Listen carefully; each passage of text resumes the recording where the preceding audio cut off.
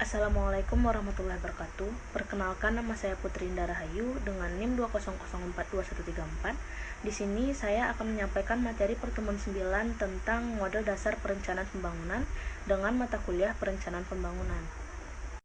Pembahasan yang pertama yaitu model perencanaan pembangunan, di mana model perencanaan pembangunan ini merupakan seperangkat model yang digunakan untuk merencanakan pembangunan pada sektor real seperti pertanian, industri, dan infrastruktur.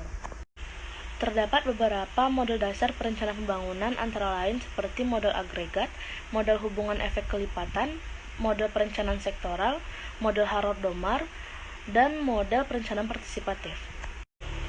Model-model tersebut digunakan untuk menentukan laju pertumbuhan PDB dengan asumsi yang telah disederhanakan.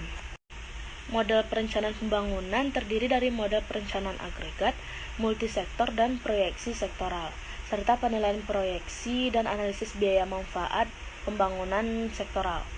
Model perencanaan agregat ini merupakan model yang digunakan untuk menentukan perencanaan produksi jangka menengah dengan melakukan penyesuaian terhadap perencanaan di tingkat produksi, tingkat tenaga kerja, serta beberapa variabel yang dapat dikendalikan.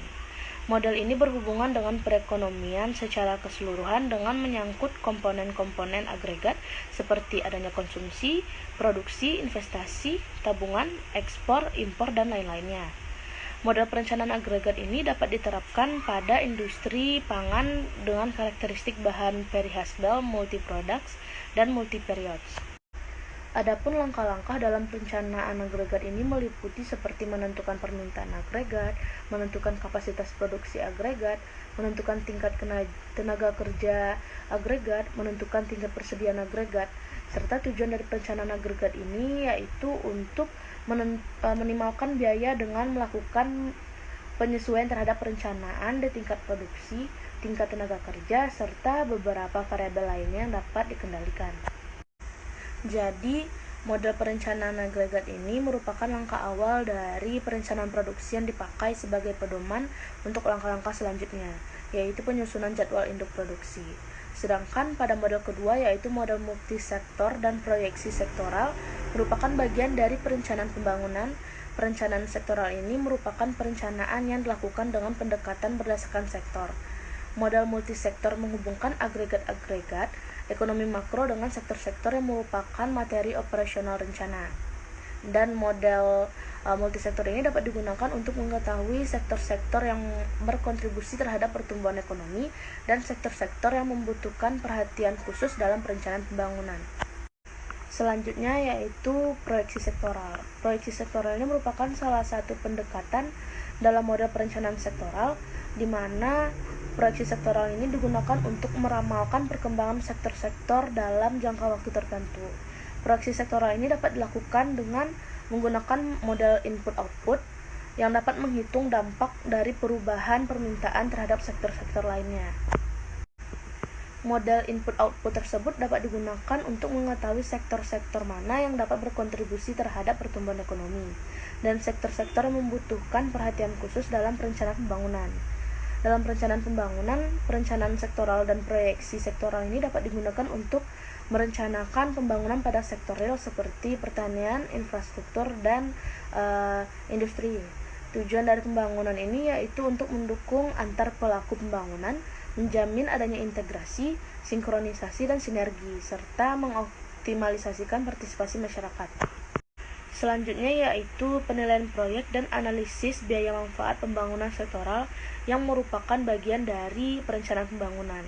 Penilaian proyek dalam analisis biaya manfaat ini dapat dilakukan dengan mempertimbangkan aspek ekonomi, lingkungan, dan sosial, di mana penilaian proyek dilakukan untuk mengevaluasi kelayakan suatu proyek pembangunan sektor real. Analisis biaya manfaat ini dapat dilakukan untuk mengevaluasi manfaat dan biaya dari suatu proyek pembangunan sektor real. Penilaian proyek dan analisis biaya manfaat ini dapat digunakan dalam beberapa metode, antara lain yaitu metode net present value, metode interval rate of return, metode benefit cost ratio, dan metode payback period. Metode net present value ini dapat digunakan untuk menghitung nilai sekarang dari arus kas masa depan yang diharapkan dari suatu proyek. pada metode internal rate of return itu digunakan untuk menghitung tingkat pengembalian yang diharapkan dari suatu proyek. Sedangkan pada metode benefits cost ratio digunakan untuk membandingkan manfaat dan biaya dari suatu proyek. Dan pada metode payback period digunakan untuk menghitung waktu yang dibutuhkan untuk mengembalikan biaya investasi dari suatu proyek.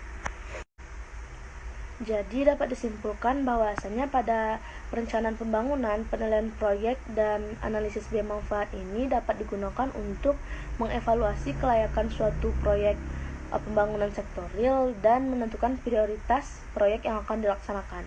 Penilaian proyek dan analisis biaya manfaat ini juga dapat membantu dalam pengambilan keputusan dan mengoptimalkan penggunaan sumber daya yang telah tersedia. Sekian pembahasan yang dapat saya kemukakan dari pertemuan 9. Semoga dapat bermanfaat dan dapat menjadi materi tambahan bagi para pendengar. Apabila ada kesalahan kata mohon dimaafkan. Wabillahi taufiq wal hidayah. Wassalamualaikum warahmatullahi wabarakatuh. Dadah.